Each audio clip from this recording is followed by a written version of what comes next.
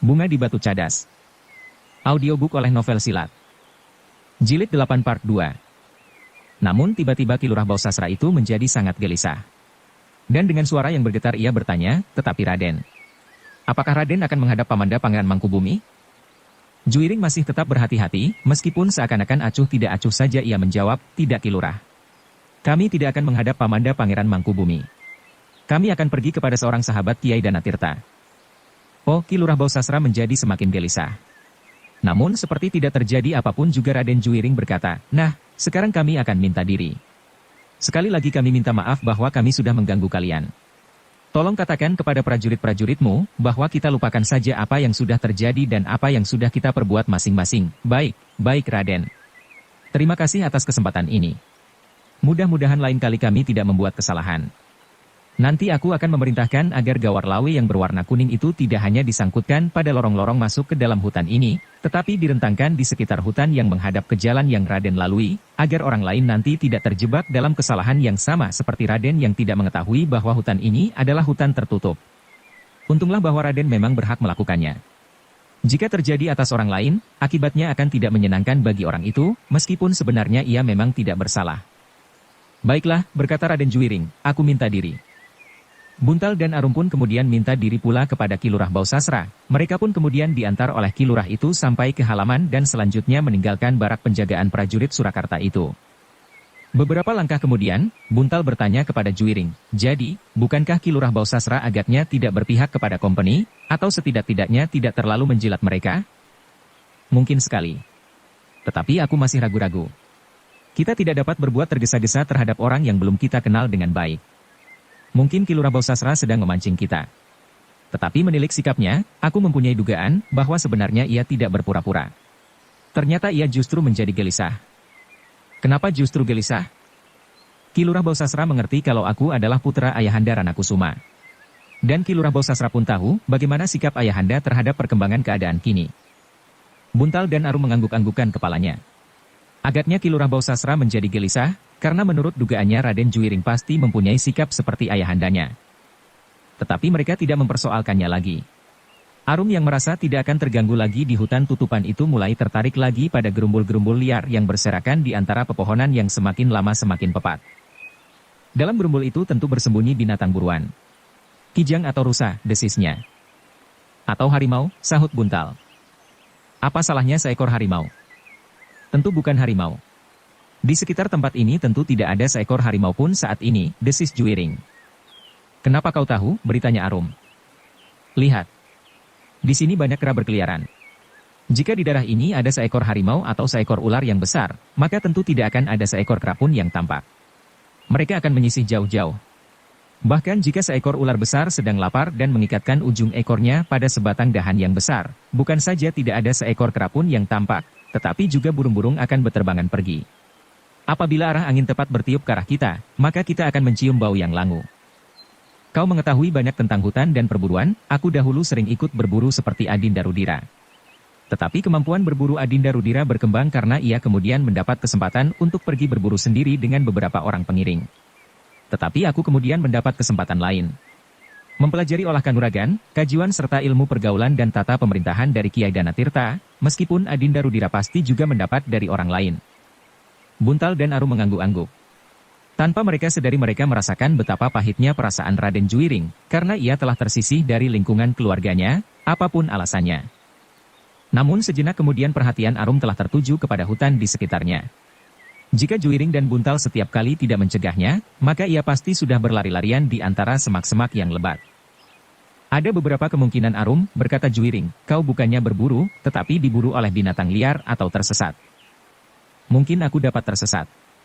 Tetapi seandainya ada binatang liar, akulah yang akan menangkapnya. Bukankah yang ada hanyalah rusa atau kijang?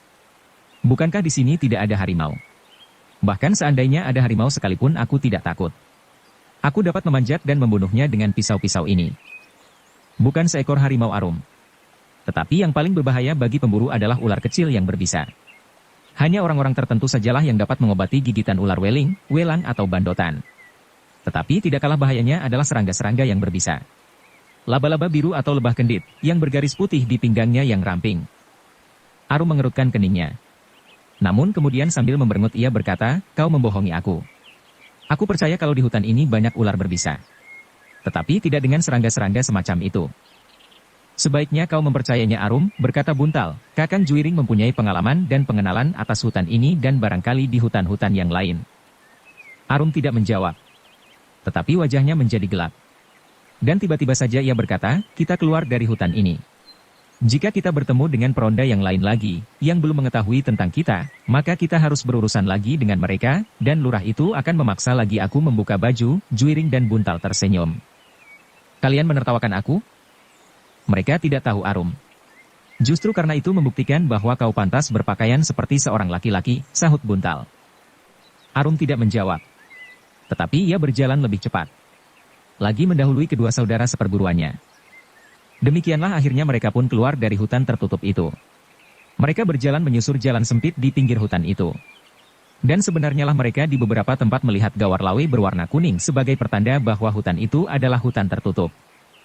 Perjalanan mereka pun tidak terganggu lagi oleh keinginan Arum mencari binatang buruan di hutan, setelah mereka menjadi semakin jauh dari hutan tertutup itu. Bahkan kemudian mereka sampai di daerah Pategalan yang sudah ditanami dengan berbagai macam pohon buah-buahan. Dan sejenak kemudian mereka pun sampai di bulak persawahan yang panjang. Ketika matahari menjadi semakin rendah di barat, maka mereka pun beristirahat di bawah sebatang pohon yang rindang.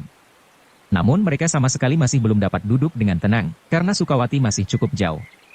Apalagi perjalanan mereka terganggu oleh prajurit-prajurit yang bertugas di hutan tutupan itu. Dengan bekal yang hanya sedikit, mereka mengisi perut mereka sebelum melanjutkan perjalanan di bawah terik matahari menjelang sore. Meskipun panasnya sudah mulai susut, namun rasa-rasanya masih juga menyengat kulit yang seakan-akan menjadi merah seperti tembaga. Pakaian mereka telah basah oleh keringat dan kotor oleh debu. Tetapi mereka berjalan terus. Kita harus sampai ke rumahnya, berkata Juiring seakan-akan kepada diri sendiri. Tetapi Buntal menyahut, ya. Kita harus langsung sampai ke rumah Kiai Sarpasrana meskipun lewat tengah malam. Arum tidak berkata apapun. Tetapi ia tidak berkeberatan seandainya ia masih harus berjalan sampai lewat tengah malam. Meskipun ia seorang gadis, tetapi latihan-latihan yang teratur dan mapan, membuat ketahanan tubuhnya menjadi sangat tinggi, seperti juga Juiring dan Buntal. Dalam pada itu, matahari pun semakin lama menjadi semakin rendah. Langit menjadi kemerah-merahan oleh sinarnya yang lemah. Dan ujung mega di atas pegunungan bagaikan membara. Arum yang seakan-akan telah mandi keringat, sempat memandang langit yang ditaburi oleh sisa-sisa sinar matahari menjelang senja. Angin yang lembut mengusap wajahnya yang basah. Sekali-sekali gadis itu mengusap keringat di keningnya dengan lengan bajunya dengan acuh tidak acuh. Perhatiannya sedang dicengkam oleh warna-warna yang dengan cepatnya berubah-ubah di sore hari. Juiring yang berjalan agak di depan menundukkan kepalanya. Angan-angannya telah mendahuluinya menemui Kiai Sarpasrana. Berbagai macam gambaran telah bergerak di kepalanya. Mungkin orang itu akan menyambutnya dengan baik, tetapi mungkin sebaliknya. Dalam pada itu, Buntal untuk beberapa saat terlempar ke dalam dunia kenangan. Di saat-saat ia berjalan tanpa tujuan. Ketika ia menengadahkan wajahnya, dilihatnya langit dengan warnanya, yang semakin gelap. Seperti warna yang pernah dilihatnya di Bulak Jatisari. Betapa warna itu bagaikan bayangan hantu yang akan menerkamnya saat itu. Seakan-akan masih terasa tengkuknya bagaikan patah ketika orang-orang Jatisari memukulinya. Masih juga terngiang pekik Arum yang terkejut melihatnya di atas gubuk. Buntal menarik nafas dalam-dalam. Di luar sadarnya dipandanginya wajah Arum sekilas. Hanya sekilas. Tetapi Buntal melihat ujung rambutnya yang bergerak-gerak ditiup angin yang lembut, bagaikan rumbai-rumbai yang menghiasi seraut wajah yang bulat cerah. Buntal menarik nafas dalam-dalam. Setiap kali ia mencoba mengusir pikiran gila itu dari kepalanya. Namun setiap kali wajah itu terbayang juga meskipun ia sudah berusaha untuk mengenyahkannya.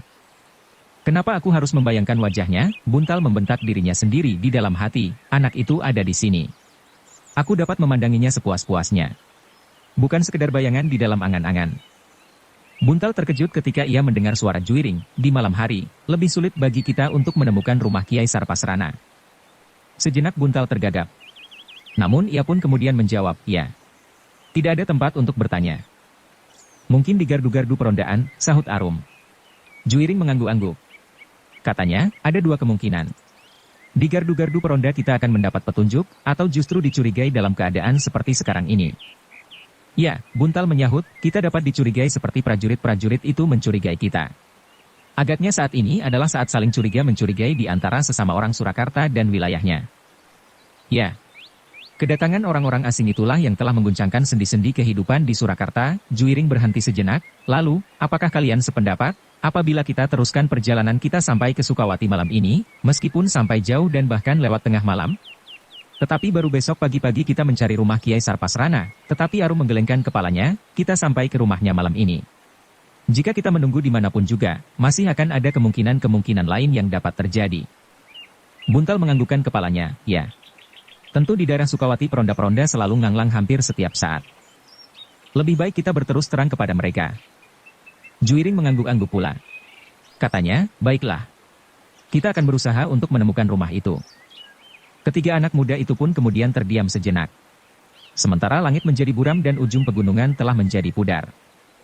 Hampir tanpa mereka sadari, maka perlahan-lahan malam pun mulai turun. Cahaya matahari yang tersangkut di tepi langit telah padam sama sekali. Bintang-bintang satu demi satu mulai memancar di dalam kegelapan. Ketiga anak-anak muda itu pun berhenti pula sejenak untuk melepaskan lelah. Meskipun mereka cukup terlatih menguasai diri, tenaga dan tubuh, namun mereka masih juga memerlukan beristirahat sejenak. Membasahi kaki mereka dengan air parit yang bening. Bahkan kemudian tangan dan wajah mereka yang bagaikan hangus dibakar sinar matahari. Kita duduk sejenak, berkata Arum kemudian, bukan karena lelah. Tetapi aku ingin menikmati segarnya udara. Juiring dan Buntal tersenyum, namun mereka tidak menjawab. Meskipun demikian Arum berkata, kalian tidak percaya. Tentu kami percaya, jawab Juiring, aku pun ingin duduk sebentar. Angin terasa sejuk sekali. Apakah perjalanan kita masih jauh? Bertanya Arum kemudian. Tidak begitu jauh lagi, jawab Juiring, aku kira tidak sampai tengah malam kita sudah akan mencapai daerah Sukawati. Arum tidak bertanya lagi. Ia duduk di atas rerumputan sambil bersandar sebatang pohon. Namun kemudian sambil berpaling memandang ke dalam kegelapan bayangan pepohonan ia berkata, bukankah aku tidak bersandar sebatang pohon hutan tutupan? Tidak Arum, Buntalah yang menjawab, kita berada di daerah Pategalan. Oh, Arum menyandarkan dirinya lagi sambil memandang ke kejauhan. Namun tiba-tiba Arum terkejut. Hampir bersamaan Juiring dan Buntal pun mengangkat kepala mereka memandang ke kejauhan. Beberapa buah obor, desis Arum. Ya, Juiring dan Buntal hampir bersamaan. Siapakah mereka? Bertanya Arum pula. Juiring menggelengkan kepalanya. Jawabnya, aku tidak tahu. Arum pun kemudian berdiri. Dilihatnya beberapa buah obor itu berjalan beriringan. Tidak banyak. Ada 3 buah yang jaraknya agak kejauhan. Mereka menuju kemari, desis Buntal yang telah berdiri pula. Ya. Obor itu menuju kemari. Ketiganya pun kemudian berdiri termangu-mangu. Mereka memandangi obor yang semakin lama menjadi semakin dekat itu dengan saksama. Mereka akan melewati jalan ini, berkata Arum, kemudian Juiring merenung sejenak, lalu, kita bersembunyi, menyingkir, beritanya Arum. Tidak. Aku ingin melihat siapakah mereka. Buntal menganggukkan kepalanya sambil bergumam, iya, kita bersembunyi di balik semak-semak untuk melihat, siapakah mereka itu. Demikianlah ketiganya pun kemudian segera bersembunyi di balik semak-semak yang rimbun. Apalagi di dalam gelapnya malam.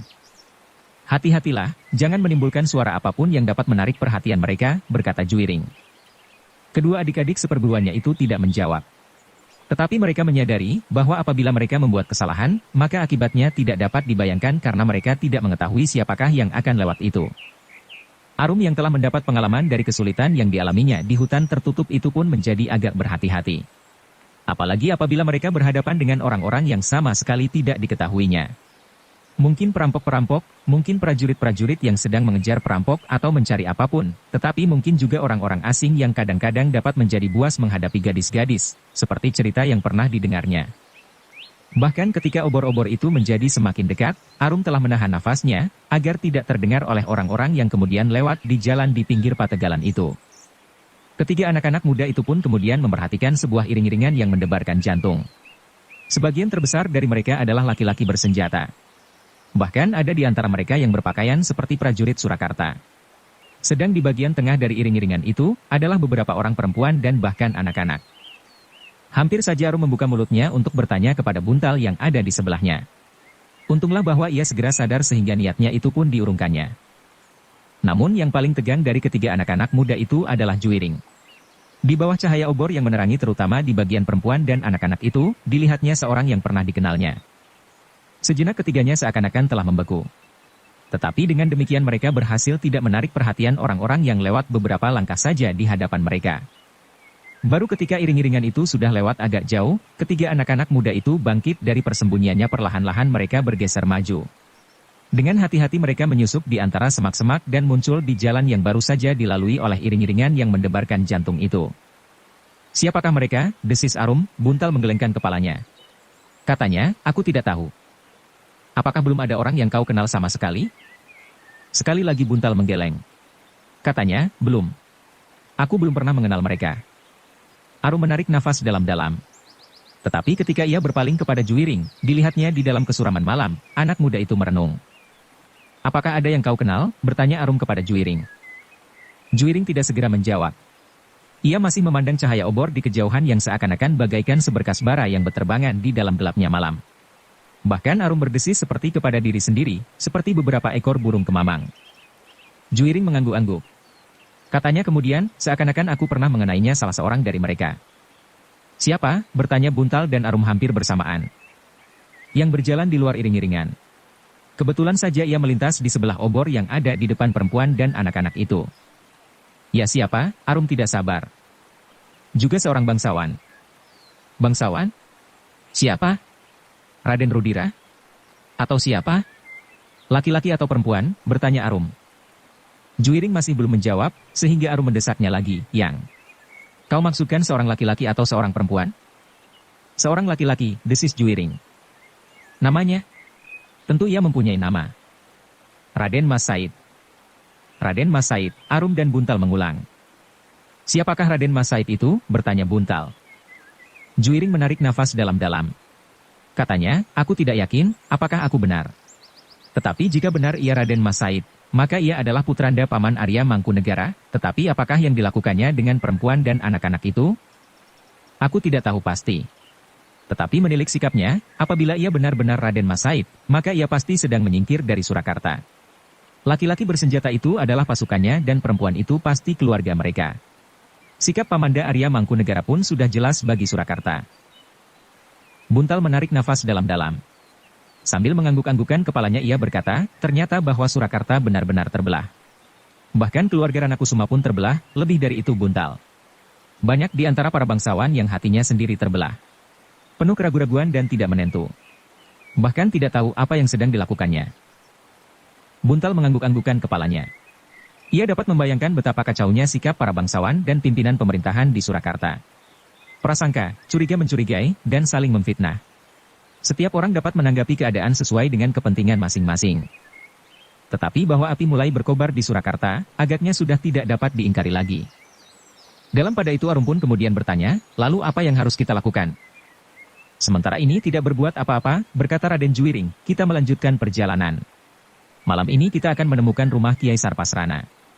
Ternyata banyak cerita yang dapat kita katakan kepadanya. Mungkin ia tahu agak banyak tentang pasukan yang baru saja lewat." "Marilah," sahut Arum, "kita jangan terlampau lama berdiri saja di sini sambil berbicara tanpa ujung pangkal." "Ya, kita melanjutkan perjalanan. Mungkin kita harus segera berbuat sesuatu apabila kita sudah bertemu dengan Kiai Sarpasrana." Ketiga anak-anak muda itu pun kemudian meneruskan perjalanan mereka ke Sukawati. Meskipun mereka telah menempuh perjalanan yang cukup panjang, namun karena kemauan yang mantap di dalam hati, maka tampaknya mereka sama sekali tidak menjadi lelah. Apalagi tubuh mereka telah cukup terlatih, sehingga mereka mampu mengatur tenaga yang ada di dalam diri mereka sebaik-baiknya. Di sepanjang perjalanan mereka kemudian, hampir tidak seorang pun yang berbicara. Mereka berjalan saja dengan langkah yang cepat. Angan-angan mereka ternyata telah dipengaruhi oleh bayangan mereka masing-masing tentang iring-iringan yang baru saja mereka lihat. "Ada yang membawa senjata api," berkata Juiring di dalam hatinya, karena secara kebetulan pula ia melihat seseorang di dalam iring-iringan itu membawanya, tentu didapatnya dari orang asing-asing itu dengan kekerasan, tetapi Raden Juiring tidak mengatakannya kepada kedua adik seperguruannya. Demikianlah, tanpa beristirahat lagi, mereka pun memasuki telatah Sukawati.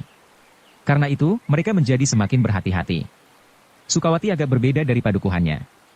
Meskipun Sukawati pun termasuk daerah yang tidak banyak diganggu oleh penjahat, namun apaknya Sukawati mempunyai persiapan yang khusus menghadapi keadaan yang semakin memuncak di Surakarta.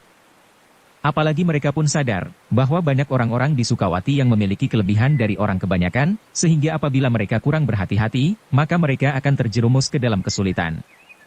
Karena itu, agar mereka tidak membuat salah paham, maka mereka berkeputusan untuk langsung pergi ke gardu yang pertama-tama akan mereka temui dan langsung bertanya, di manakah rumah Kiai Sarpasrana yang juga sering disebut Kiai Sarpa Ireng. Belum tengah malam, bisik Buntal ketika ia menengadahkan kepalanya melihat bintang-bintang yang bersinar di langit. Ya, sahut Juiring, bintang gubuk penceng sudah hampir tegak lurus. Sebentar lagi kita akan menginjak tengah malam. Dan mudah-mudahan kita sudah sampai pada Kiai Sarpasrana. Arum mengangguk-anggukan kepalanya meskipun ia tidak menyahut sama sekali. Demikianlah, ketika mereka melihat cahaya obor di gardu perondaan, maka mereka pun langsung menghampirinya. Lebih baik mereka bertanya lebih dahulu daripada mereka dicurigai oleh para peronda itu. Para peronda yang ada di dalam gardu itu pun terkejut. Mereka segera berloncatan turun ketika mereka melihat 3 orang anak muda yang belum mereka kenal mendekati gardu mereka. "Siapakah kalian?" bertanya pemimpin peronda itu. "Kami datang dari Jatisari Kisanak," Juiringlah yang menyahut. "Siapa?" "Namaku Juiring. Keduanya adalah adikku." Peronda itu termangu-mangu sejenak, sedang Juiring menjadi berdebar-debar. Ia tidak sempat menyembunyikan namanya, apalagi membuat nama buat Arum jika ia dipaksa untuk menyebutnya. "Mudah-mudahan mereka tidak mengenal Raden Juiring dari Ranakusuman," berkata Juiring di dalam hatinya. Untunglah bahwa peronda itu sama sekali tidak mempersoalkan namanya dan tidak bertanya pula nama kedua adik seperguruannya. Yang ditanyakan kemudian adalah, "Kemanakah kalian akan pergi di malam begini?" "Kami kemalaman di jalan Kisanak. Tetapi kami tidak berani berhenti dan bermalam di jalan. Karena itulah kami memaksa diri untuk meneruskan perjalanan." "Kalian akan pergi kemana?" desak peronda itu. "Kami akan mengunjungi Paman Sarpasrana yang juga disebut Sarpa Ireng. Karena kami belum pernah melihat rumahnya, maka kami sengaja datang ke gardu ini. Juga agar tidak timbul salah paham, karena kami memasuki padukuhan ini di tengah malam." Peronda itu merenung sejenak. Kemudian ia pun berpaling kepada kawan-kawannya, tetapi tidak seorang pun yang mengatakan sesuatu. "Apa hubungan kalian dengan Kiai Sarpasrana?" bertanya peronda itu. "Ayahkulah yang mempunyai hubungan dengan Kiai Sarpasrana, tetapi tidak lebih dari seorang sahabat. Sekarang aku disuruh oleh ayahku untuk datang menemuinya. Tetapi kami belum pernah melihat rumahnya." "Apakah kepentinganmu atau kepentingan ayahmu itu?" "Tidak ada kepentingan apa-apa. Ayahku sudah lama tidak bertemu. Lalu disuruhnya aku menengoknya, apakah Ki Sarpasrana sehat-sehat saja." Peronda itu menjadi ragu-ragu. Ditatapnya saja wajah Juiring yang menjadi semakin kemerah-merahan oleh cahaya obor di gardu pemuda itu. "Orang ini tentu tidak akan berani berbohong," berkata prajurit itu di dalam hatinya, "Kiai Sarpasrana bukanlah orang kebanyakan. Seandainya orang-orang ini berhasil menemuinya, tentu mereka tidak akan berani berbuat jahat. Seandainya mereka berani, maka mereka pun pasti akan segera dibinasakan oleh Kiai Sarpasrana dan murid-muridnya." Dalam keraguan-raguan itu, ia kemudian bertanya lagi, "Apakah benar kalian tidak bermaksud apa-apa?" "Tentu," jawab Juiring, "kami akan mengunjunginya. Hanya mengunjunginya saja. Tentu kami tidak akan dapat berbuat apa-apa di hadapan Kiai Sarpasrana." Peronda itu menarik nafas dalam-dalam anak muda itu seolah-olah dapat membaca isi hatinya. Dan sejenak kemudian ia berkata, "Baiklah. Tetapi jangan mencoba mencelakai dirimu sendiri dengan perbuatan yang aneh-aneh di hadapan Kiai Sarpasrana.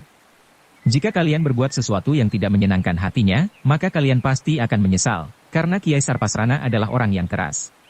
Sangat keras." Juiring menganggukkan kepalanya sambil menyahut, "Tentu. Kami tidak akan mencelakai diri kami sendiri." Peronda itu pun kemudian menyuruh 2 orang kawannya untuk mengantar Juiring dan adik-adik seperguruannya ke rumah Kiai Sarpasrana yang juga disebut Kiai Sarpa Ireng. Namun di sepanjang jalan para peronda itu pun cukup berhati-hati. Dipersilahkannya Juiring dan kedua adik seperguruannya itu berjalan di depan. Bersambung ke jilid 8 part 3. Dukung kami dengan subscribe, follow, like, komen dan share. Terima kasih.